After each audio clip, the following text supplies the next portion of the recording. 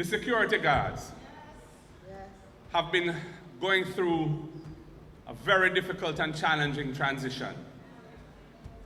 The court ruled in September last year, the Supreme Court ruled, that they are indeed employees.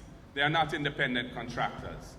The government, through the Minister of Finance, indicated that effective April 1, all the companies, the security companies that are contracted to the government, would have to transition the guards to being employees.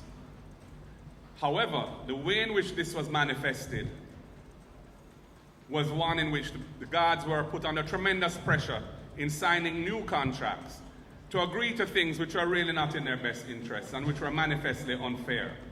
I want to commend our spokesperson for Labour and Social Security for her vigilance in the matter and the fact that she has talked out on it.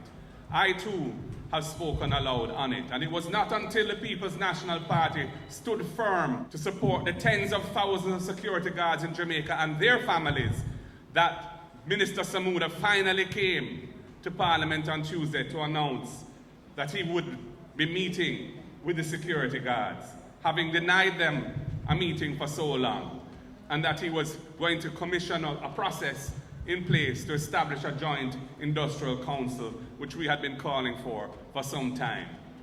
We will have to remain vigilant on this matter. We will have to continue to stand up for justice, social justice around this issue. We want the security companies to do well. We want the security industry to thrive. And we want the guards to be able to enjoy good employment terms without having to relinquish their rights for their past service so that the industry can move forward